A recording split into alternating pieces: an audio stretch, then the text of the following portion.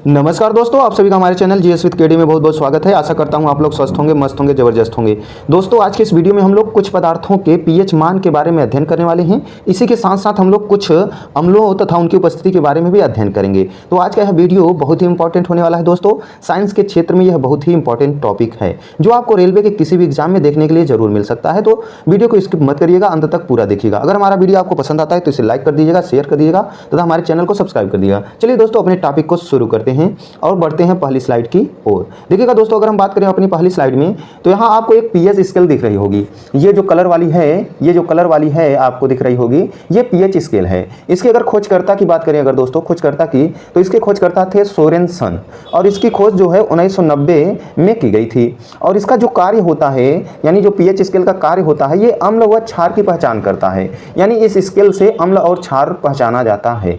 अगर इस बात करें दोस्तों पीएच स्केल की, तो इसमें आपको कई सारे कलर दिख रहे होंगे और कई सारे नंबर दिख रहे हैं, जो कि नंबर 0 से स्टार्ट हो रहा है। दोस्तों देखिएगा, 0 से स्टार्ट हो रहा है और 14 तक जा रहा है। यानी अगर प्रश्न पूछता है कि पीएच स्केल में जो अंक लिखे होते हैं कहां से कहां तक गए होते हैं, तो आप बताओगे 0 से लेकर 14 तक पीएच स्केल में अंक लिखे गए होते हैं। और अगर बात करें दोस्तों, तो यहाँ पे आपको बीच में 7 दिख रहा होगा। तो 7 का मतलब जो भी 7 पे पदार्थ आएगा जिसका पीएच मान 7 आएगा, ऐसा कोई भी पदार्थ जिसका पीएच मान 7 आ जाता है तो न्यूट्रल होता है। यानी ना तो एसिड होता है ना तो बेस होता है। यानी किसी भी पदार्थ का अगर पीएच वैल्यू 7 है तो न्यूट्रल होगा, उदासीन होगा, ना तो एसिड नेचर का होगा ना तो बेस नेचर का होगा। उसके बाद अगर हम बात करें दोस्तों, 7 से कम अगर पीएच वैल्यू आई, कितनी आई दोस्तों? 7 से कम। अगर 7 से कम पीएच वैल्यू आई, जैसे 0, 1, 2, 3, 4, 5, 6, अगर 7 से कम हुई तो कोई भी पदार्थ जिसकी वैल्यू पीएच वैल्यू 7 से कम होगी वो किस नेचर का होगा? तो एसिड नेचर का होगा। किस नेचर का दोस्तों? एसिड, यानी अम्ल प्रकृति का होगा। 7 से कम पीएच मान जिस भी पदार्थ का आएगा, 7 से कम, वो अम्लीय प्रकृति का होगा। और अगर बात करें दोस्तों 7 से अधिक अगर पीएच मान आ गया, किसी भी पदार्थ का पीएच मान 7 से अधिक आ गया तो क्षार नेचर का होगा। किस नेचर का दोस्तों? क्षार, ठीक है, बेस नेचर का होगा। अगर 7 से कम हो गया तो ये अम्ल नेचर का होगा, अम्लीय प्रकृति का होगा। अम्ल प्रकृति का किस नेचर का होगा दोस्तों? अम्लीय प्रकृति का, अम्लीय प्रकृति का। तो 7 से कम अम्ल, 7 से ज़्यादा क्षार, और 7 पे रहेगा तो न्यूट्रल रहेगा। अब यहाँ आप देख रहे होंगे दोस्तों, 0 से लेकर 2 तक जिस भी पदार्थ का पीएच मान आएगा वो स्ट्रॉन्ग एसिड होगा, ठीक है, यानी प्रबल अम्ल होगा। और 3 से लेकर लगभग 7 तक, 7 से थोड़ा कम ही रहेगा, तो ये जो रहेगा आपका वीक एसिड होगा, यानी कि दुर्बल अम्ल होगा। यहाँ आपको दिख रहा होगा 14 से लेकर 12 तक जो भी पीएच वैल्यू आएगी पदार्थ की, वो स्ट्रॉन्ग बेस होगा, यानी कि प्रबल क्षार होगा। और यहाँ से 12 से कम और 7 तक जो भी क्षार होगा वो दुर्बल क्षार होगा, यानी वीक बेस होगा। ठीक है दोस्तों, तो इसी से हम लोग क्या करते हैं, या इसी से अम्ल व क्षार की प्रकृति का पता लगाया जाता है। हमने क्या देखा दोस्तों? जिस भी पदार्थ का पीएच मान 7 होगा, कितना होगा दोस्तों? 7 होगा, वो क्या होगा? न्यूट्रल होगा। देखिए यहाँ पे न्यूट्रल लिखा गया है। जिस भी पदार्थ का पीएच मान 7 से कम होगा वो अम्लीय होगा। कैसा होगा दोस्तों? अम्लीय होगा। और जिस भी पदार्थ का पीएच मान 7 से ज़्यादा हो जाएगा ये क्षारीय होगा। कैसा होगा दोस्तों? क्षारीय होगा। और अगर बात करें पीएच स्केल की खोज की, तो सोरेनसन ने पीएच स्केल की खोज की थी। कब की थी? 1990 में की थी। पीएच स्केल का कार्य क्या होता है? अम्ल व क्षार की पहचान करना। पीएच स्केल पर कहाँ से कहाँ तक लिखा गया होता है? तो आप बताएंगे 0 से लेकर 14 तक लिखा गया होता है। और बात करें न्यूट्रल कहाँ पे होता है? तो 7 पे न्यूट्रल होता है। और जब भी हम लोग अम्ल और क्षार मिलाते हैं, यानी अम्ल और एसिड और बेस, अम्ल और क्षार को मिलाते हैं, तो वो पदार्थ जो है न्यूट्रल हो जाता है और लवण तथा जल प्राप्त होता है। हमें लवण यानी कि सॉल्ट और वाटर प्राप्त होता है। यानी आप एसिड और बेस को जब मिलाएंगे, एसिड और बेस को अगर आप मिला रहे हो तो आपको साल्ट तथा वाटर प्राप्त होगा। तो चलिए दोस्तों, अगली स्लाइड की ओर हम लोग बढ़ते हैं। इस स्लाइड में देखेंगे दोस्तों, कुछ प्राकृतिक अम्ल एवं उनके स्रोत के बारे में देखने वाले हैं कि कुछ प्राकृतिक अम्ल हैं जो कहां कहां से पाए जाते हैं। अगर पहले की बात करें दोस्तों, एसिटिक अम्ल, ये बहुत इंपॉर्टेंट है दोस्तों, कई बार एग्जाम में पूछा जा चुका है। तो जो एसिटिक अम्ल होता है, एसिटिक अम्ल ये सिरके में पाया जाता है। तो प्रश्न बन सकता है कि एसिटिक अम्ल कहां पाया जाता है? तो आप बताएंगे सिरके में। या फिर पूछेगा सिरके में कौन सा अम्ल पाया जाता है? तो आप बताएंगे एसिटिक अम्ल। दूसरा है दोस्तों, फार्मिक अम्ल कहां पाया जाता है? तो फार्मिक अम्ल जो है चींटी के डंक में या बर्रे के डंक में पाया जाता है। तो प्रश्न आएगा कि फार्मिक अम्ल कहां पाया जाता है? आप बताएंगे चींटी के डंक में या फिर बर्रे के डंक में। या फिर प्रश्न बन सकता है कि चींटी के डंक में या फिर बर्रे के डंक में कौन सा अम्ल पाया जाता है? तो आप बताएंगे फार्मिक अम्ल। तीसरा देखिएगा दोस्तों, साइट्रिक अम्ल कहाँ पाया जाता है? तो जो साइट्रिक अम्ल होता है नींबू में पाया जाता है या फिर संतरे में पाया जाता है। तो वही देखिए लिखा गया है नींबू कुल के फलों में, यानी नींबू या फिर संतरे में। तो पूछेगा अगर साइट्रिक अम्ल कहाँ पाया जाता है तो आप बताएंगे नींबू या फिर संतरे में। या फिर पूछ सकता है नींबू में कौन सा अम्ल पाया जाता है तो आप बताएंगे साइट्रिक अम्ल। अगला देखिएगा प्रश्न अगर पूछा जाए लैक्टिक अम्ल कहाँ पाया जाता है तो आप बताएंगे जो लैक्टिक अम्ल होता है ये दही में पाया जाता है। लैक्ट का संबंध होता है दूध से, तो उसी से संबंधित ये होगा। लैक्टिक अम्ल दही में पाया जाता है। अगर मान लीजिए पूछा गया दही में कौन सा अम्ल पाया जाता है तो आप बताएंगे लैक्टिक अम्ल। और अगला प्रश्न की अगर बात करें दोस्तों ऑक्जेलिक अम्ल कहाँ पाया जाता है? तो जो ऑक्जेलिक अम्ल होता है ये पालक अथवा टमाटर में, जो सागनुमा सब्जी होती है उसमें पाया जाता है और टमाटर में पाया जाता है। कौन सा अम्ल? ऑक्जेलिक अम्ल। तो पूछा जाए ऑक्जेलिक अम्ल कहाँ पाया जाता है तो आप बताएंगे पालक या फिर टमाटर में। या फिर पूछेगा टमाटर में कौन सा अम्ल पाया जाता है तो आप बताएंगे ऑक्जेलिक अम्ल।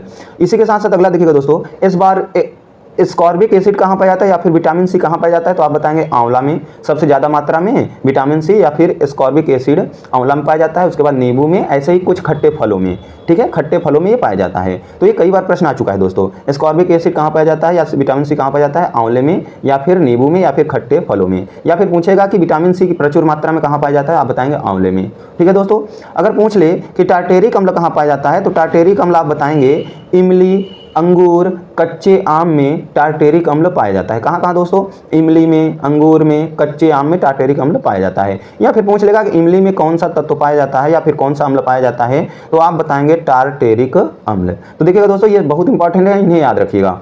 अगर एसिटिक अम्ल पूछेगा तो सिरके में पाया जाता है। फार्मिक अम्ल पूछेगा तो चींटी के डंक में या बर्रे के डंक में पाया जाता है। सिट्रिक अम्ल पूछेगा तो नींबू कुल के फलों में पाया जाता है। लैक्टिक अम्ल पूछेगा तो लैक्टिक अम्ल पूछेगा तो ये दही में पाया जाता है। उसके बाद ऑक्जेलिक अम्ल पूछेगा तो ये पालक अथवा टमाटर में पाया जाता है। एस्कॉर्बिक अम्ल या फिर विटामिन सी पूछेगा तो आंवला या फिर नींबू या फिर खट्टे फलों में पाया जाता है। टार्टेरिक अम्ल पूछेगा तो ये पाया जाता है इमली, अंगूर, कच्चे आम इत्यादि में। या फिर पूछेगा इमली में कौन सा अम्ल पाया जाता है तो आप बताएंगे टार्टेरिक अम्ल। चलिए दोस्तों अब इसी पर आधारित कुछ महत्वपूर्ण प्रश्नों को सॉल्व करते हैं।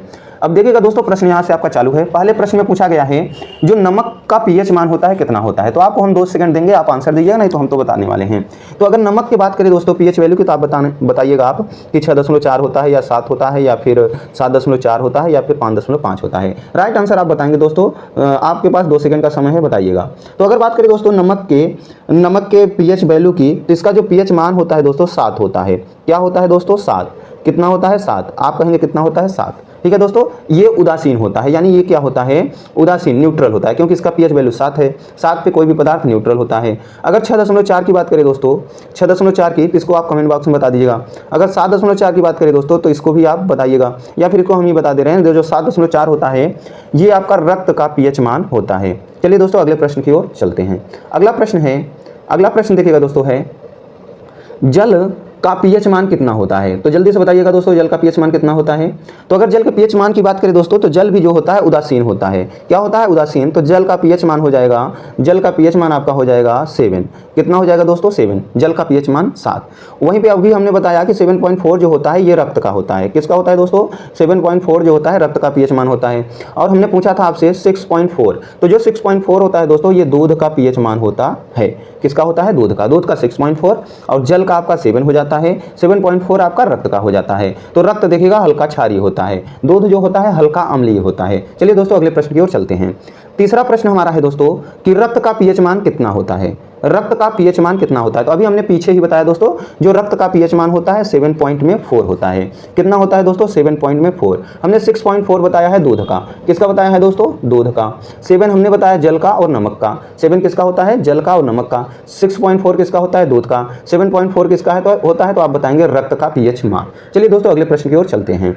अगला प्रश्न है दूध का पीएच मान कितना होता है। जल्दी बताएंगे दोस्तों, आपके पास 2 सेकंड का समय है। तो दूध के पीएच मान की बात करें दोस्तों तो अभी हमने पीछे ही आपको बताया दूध का जो पीएच मान होता है, दूध का जो पीएच मान होता है 6.4 होता है। कितना होता है? 6.4। ये हल्का अम्लीय होता है, हल्का अम्लीय। 7 हमने बताया दोस्तों, 7 पीएच वैल्यू जो हमने बताया ये जल का होता है, जल का होता है और नमक का होता है। किसका किसका होता है? जल का और नमक का। 7.4 हमने बताया दोस्तों ये रक्त का होता है। किसका होता है? रक्त का होता है। तो आपका हो गया दूध का 6.4, जल और नमक का हो गया 7.4 हो गया रक्त का। चलिए दोस्तों अगले प्रश्न की ओर चलते हैं। अगला प्रश्न है सिरका का पीएच मान कितना होता है। तो आपके पास 2 सेकंड है, जल्दी से बताइएगा। जो सिरके का पीएच मान होता है दोस्तों जल्दी से बताइएगा क्या होता है। तो सिरके का पीएच मान की अगर बात करें दोस्तों तो ये होता है 2.4। कितना होता है दोस्तों? सिरके का पीएच मान जो होता है 2.4 होता है, यानी ये अम्लीय प्रकृति का होता है सिरका। कितना पीएच मान होता है? 2.4। ठीक है दोस्तों, चलिए अगले प्रश्न की ओर चलते हैं। अगला प्रश्न पूछा गया है दोस्तों, शराब का पीएच मान कितना होता है? शराब का पीएच मान कितना होता है? जल्दी से आप लोग बताएंगे शराब का कितना होता है। तो जो शराब का पीएच मान होता है दोस्तों, ये होता है 2.8। शराब का पीएच मान कितना होता है? 2.8। अभी हमने बताया 6.4 जो होता है ये दूध का होता है। किसका होता है दोस्तों? दूध का। 6.4 किसका होता है? दूध का। और अगर बात करें शराब की कितना होता है दोस्तों? 2.8। इसके पहले हमने क्या क्वेश्चन पूछा था आपसे, सिरके का कितना होता है? तो सिरके का 2.4 होता है। सिरके का कितना होता है? 2.4। तो देखिए यहाँ भी 2.4 है, तो यहाँ पे लिख देंगे ये किसका है? सिरके का।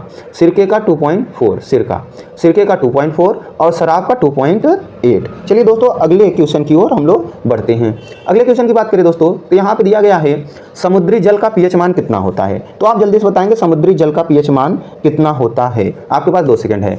तो बात करें अगर 6.4 की, तो ये तो दूध का है दोस्तों, तो ये तो हो नहीं सकता। 7 जल का है, नमक का है, जल का है, नमक का है, तो ये भी नहीं हो सकता। उसके बाद अगर बात करें दोस्तों, तो ये 8.4 जो है ये समुद्री जल का है। समुद्री जल का, ये शुद्ध जल का। 7 जो होता है ये शुद्ध जल का होता है। समुद्री जल का कितना होता है? 8.4। समुद्री जल का पीएच मान 8.4, शुद्ध जल का पीएच मान 7, नमक का पीएच मान 7 और दूध का पीएच मान 6.4। चलिए अगले प्रश्न की ओर हम लोग बढ़ते हैं। अगला प्रश्न है दोस्तों, लार का पीएच मान कितना होता है? आपके पास 2 सेकंड है, आंसर जल्दी से बताइएगा। लार का पीएच मान कितना होता है? लार का जल्दी से बताइएगा। तो अगर लार की बात करें दोस्तों, तो जो लार का पीएच मान होता है ये 6.5 होता है। कितना होता है दोस्तों? लार का पीएच मान 6.5 होता है। तो आपसे अगर पूछा जाए कि लार का पीएच मान कितना होता है, तो आप बताएंगे 6.5 होता है। और अभी हमने बताया आपसे कि अगर 6.4 होता तो ये दूध का हो जाता। ठीक है दोस्तों, अगर 7 होता तो नमक और जल का हो जाता। चलिए अगले प्रश्न की ओर हम लोग बढ़ते हैं। अगला प्रश्न है, मूत्र यानी यूरिन का पीएच मान कितना होता है? तो आप जल्दी से आंसर बताएंगे यूरिन का पीएच मान कितना होता है। तो अगर बात करें दोस्तों यूरिन के पीएच मान की, तो यूरिन का पीएच मान जो होता है 6 होता है। कितना होता है दोस्तों? यूरिन का पीएच मान जो होता है 6 होता है। तो अगर आपसे अगर पूछ लिया जाए कि यूरिन यानी मूत्र का पीएच मान कितना होता है, तो आप बताएंगे 6। 7 हमने बताया है जल का और नमक का ये 7 होता है। 7.4 हमने बताया है किसका दोस्तों? रक्त का। 7.4 हमने बताया है रक्त का। और 6.5 अभी हमने बताया पीछे वाले क्वेश्चन में, देखिए दोस्तों ये लार का 6.5, लार का हो गया 6.5। चलिए अगले प्रश्न की ओर चलते हैं। अगर यूरिन का पूछेगा तो 6 और जल नमक का 7, 7.4 रक्त का और लार का हो गया 6.5। चलिए अगले प्रश्न की ओर बढ़ते हैं। अगला प्रश्न है दोस्तों, नींबू का पीएच मान कितना होता है? तो जो नींबू का पीएच मान होता है दोस्तों ये 2.2 होता है। कितना होता है? 2.2। तो अगर पूछा जाए कि नींबू का पीएच मान कितना होता है, तो आपका राइट आंसर हो जाएगा दोस्तों 2.2।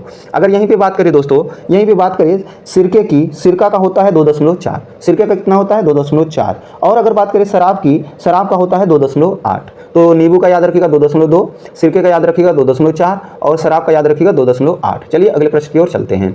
अगला प्रश्न है दोस्तों, कॉफी का पीएच मान कितना होता है? तो जो आपका कॉफी का पीएच मान होता है, जल्दी से आंसर बताइएगा दोस्तों कितना होता है। आपके पास 2 सेकंड का समय है।